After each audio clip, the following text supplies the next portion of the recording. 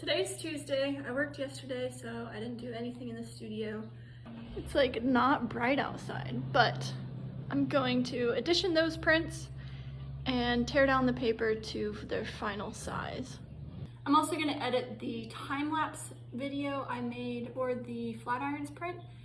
I don't know how many just time lapses I'm going to do in the future, but I already have the footage, so might as well edit it.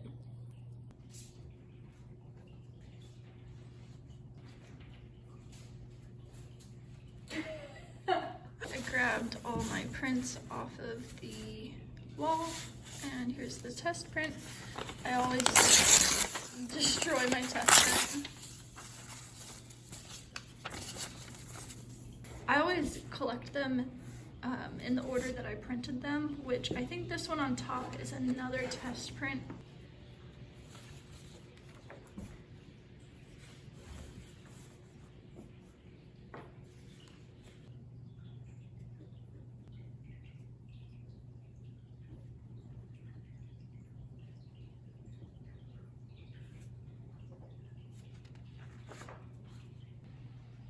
Okay, so I pulled aside a few prints that I want to point out some things with.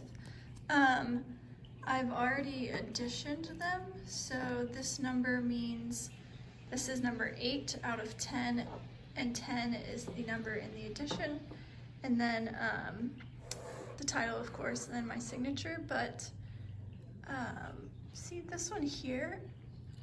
It's a little salty, and I'm gonna go back in and fix that by kind of painting in a bit of ink. This is what I want most of the addition to look like. I think there's always gonna be a little bit of variation. You can see those little white spots in the ink here. It's called saltiness, because you're upset about it. Just kidding. So these are pretty similar. It doesn't mean there's anything wrong with the print, but that saltiness can kind of, see this one doesn't have as much, can kind of change a little bit throughout. So this one overall I think was a great print. It didn't have as much saltiness, but over here, for whatever reason, I think my press kicked the block and the paper out instead of running, fully rolling over this area, and it's such a great print I didn't want to throw it out.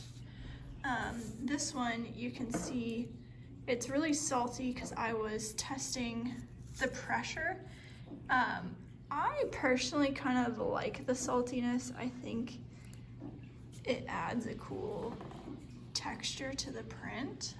So I just labeled this one with AP, which means artist proof. So this one I'm just gonna keep for me. I may not sell it.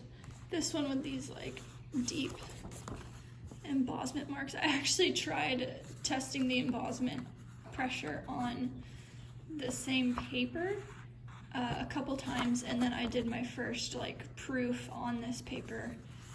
So this is my first proof, which sucks because the print actually turned out pretty good.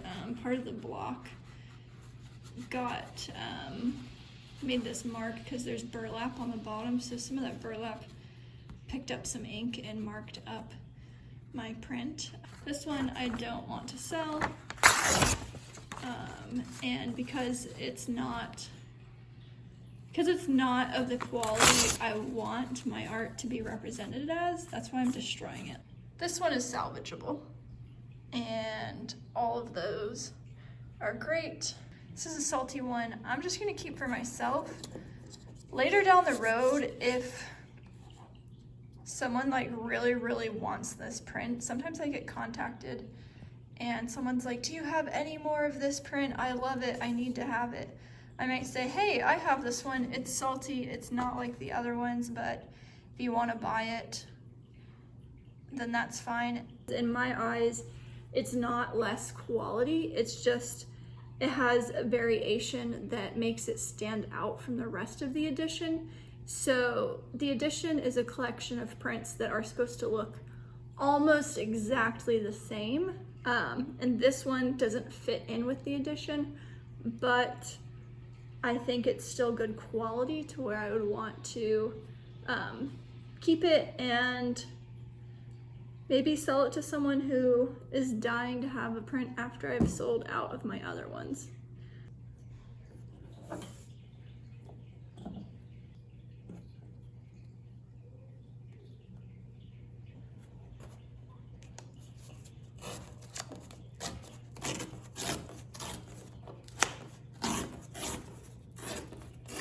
I just tore down the edges. Why did I do that?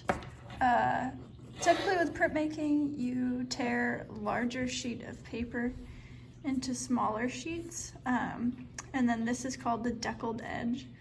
When you make paper by hand, there's typically not a straight machine cut, and I think the deckle edge looks beautiful. Every block, even though it says 5 by 7, it's not exactly 5 by 7. So then hand tearing this down, I like to have an exactly 1-inch border on every side. So that guarantees that this paper is square to this. Still tearing down prints. Someone's pouting. Boom, they're all done except I have to still fix this one, which I may completely mess this up.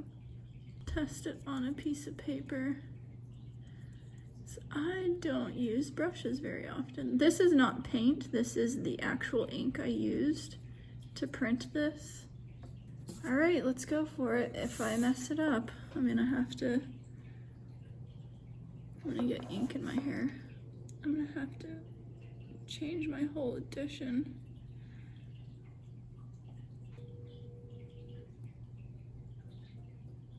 I wish I had a smaller brush.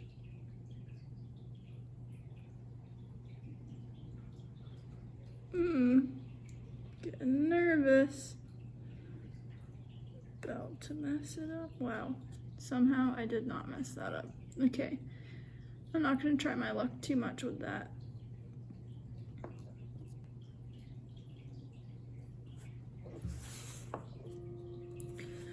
Okay. You know that saying, stop while you're ahead? I should have done that. All right. I don't think I've messed it up. I think I fixed it, and I'm gonna stop now.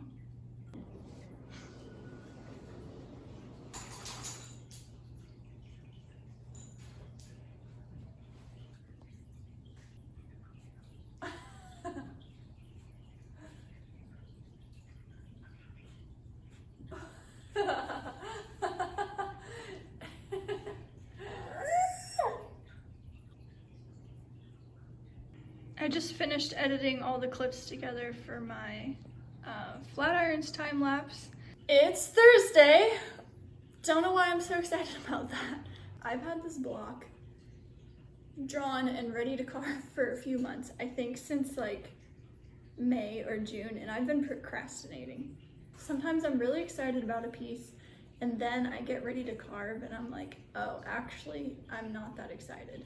This is the Shield. It's a climb in Stone Fort and near Chattanooga, Tennessee, which is one of my favorite places to climb. So I haven't climbed this because it's a really hard climb, but I've looked at it. But that's it. That's what I'm gonna do with my Thursday.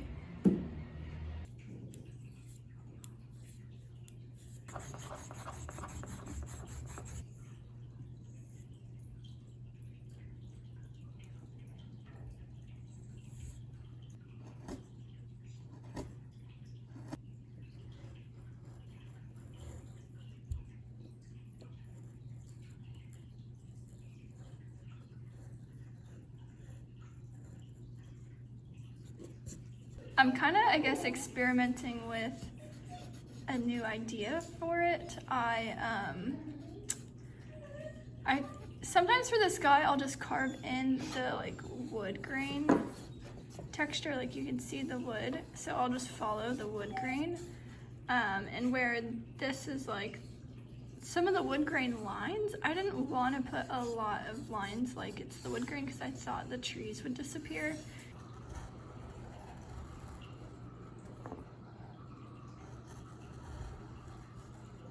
It's Friday and I am about halfway done carving this block. I'm gonna put in a couple more hours today, which I'll show you some more carving. I'm not gonna be able to finish it until next week because I'm gonna be gone camping for the weekend. I need to get out of the city again for a little bit, so weekend camping trip. I don't know what that is. I'm excited. So I'll show you a little bit more carving and then that'll be a wrap. You'll see the print of this next week. Why am I the way I am?